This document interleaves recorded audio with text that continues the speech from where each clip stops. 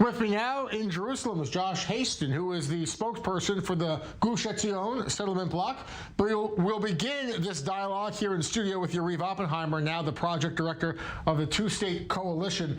Under President Trump, the train kind of has left the station with normalization with the Gulf. We have deals with Bahrain and the UAE. Sudan wants to get on board. Saudi Arabia, as I mentioned, letting flights overfly its airspace for the first time ever. Are you worried, do you believe, that the train will slow down under a Biden administration? There won't be normalization in the years to come. I don't think it's up to the Americans. I think it's up to the Israelis. And if the government in Israel, maybe a new government in the next few months, will be ready to move forward in the Israeli-Palestinian track, so I think it will be much easier for Saudi Arabia and other countries to join this train of peace and to move forward. But President Trump, of course, was not willing to make headway with the Israeli-Palestinian tract. He presented a roadmap, piece to piece. Palestinians didn't want it, rejected it, but other Arab countries, for the first time in nearly 30 years. That's true. We cannot undermine it. That few of the countries that didn't have any relationship with Israel decided to change their policy with the Trump administration. But there was a price for that, and the price was to stop and to take down the annexation initiative, and also to pay with money and airplanes and weapons. So the interest for these countries was very clear. I think that if we want to make sure that other countries will join as well, and it's not by mistake that Saudi Arabia did some moves, but didn't go all the way, because eventually the heart of the Israeli-Arab conflict is the Palestinian-Israeli conflict. And without solving that, it will be very difficult to more countries to join. And eventually what we really need, it's much more important for Israelis than flying to Dubai, is to have peace with our neighbors that are really next to the border and not just 200, 300 kilometers from here. Okay, your thoughts, Josh, on the possibility of normalization under a Biden presidency and the Israeli-Palestinian issue?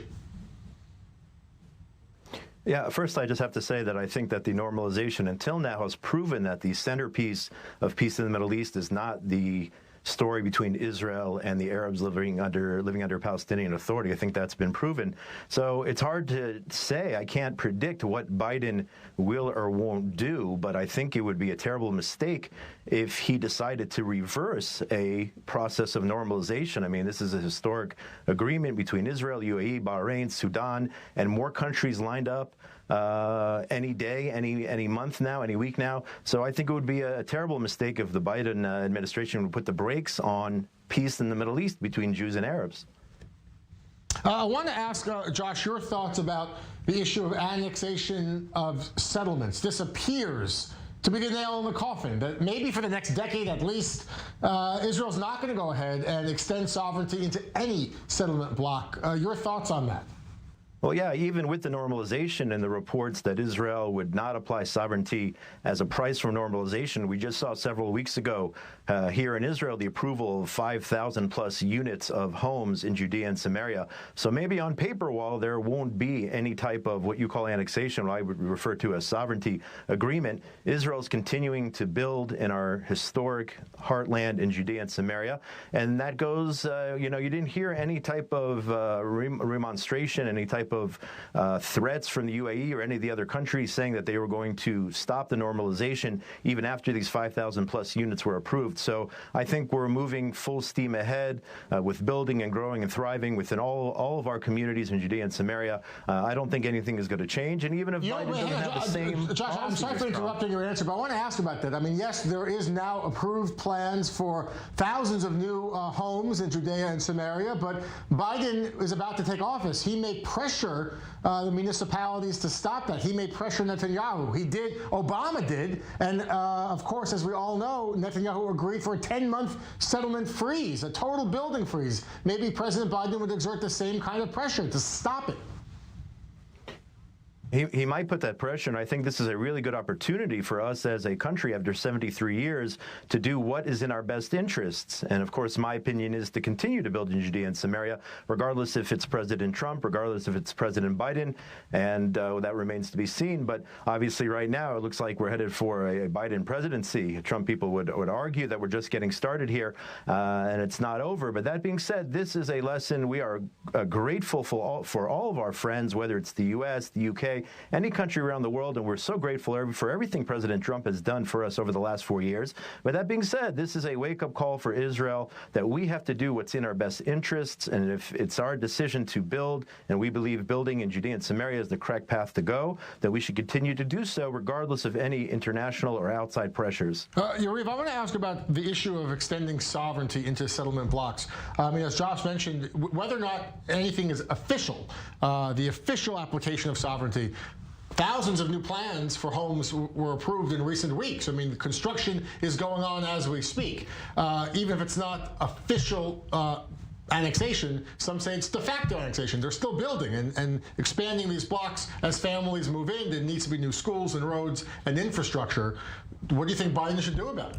I hope that Biden will be able to stop it. I want to remind us all that when Biden visited Israel, he made a huge scandal over a tender of new houses in East Jerusalem.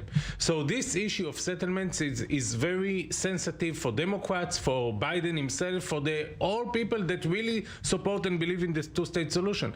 There is still a difference. There was some controversy over that the tender was issued while during the visit. It was seen as by the Obama White House. Yeah, but it was just an example, because at that time when Obama was in power, every new construction in the West Bank got criticism from the State Department, and there was an ability to stop it even in the UN Council, Security Council. But now, when we had Trump, not only that he didn't condemn it, he even congratulated some of the construction in the West Bank, and this was an historical change. I'm hopeful that the new government will change its course again and will go back to the old successful platform of the two-state solution. But when we speak about Trump, we need to remember that even Trump, even the most lovable president for the settlers, he was supportive of the two-state solution and even swapped territories between us and the Palestinians. So even if we go far to the right, there is an understanding that we have to get the two-state solution, and we have to stop annexation de facto and, of course, the official one. I want to note here some Palestinian reaction. Many Palestinian officials within the PA say that the last 4 years has been a trauma that they're now able to wake up from. That's their phrase. They say that they're hoping relations will improve fast under a Biden White House. Here is what one top Palestinian official had to say.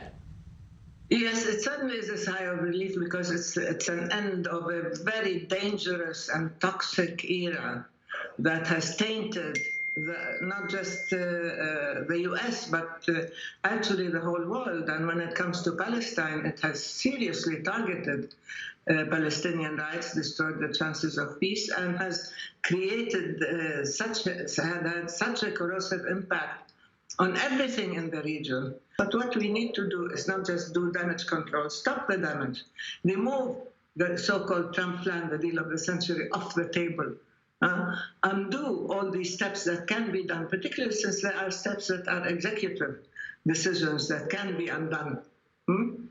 And then start a real dialogue with the Palestinians on how can there be a real discussion and mutually agreed to steps as to how to move ahead.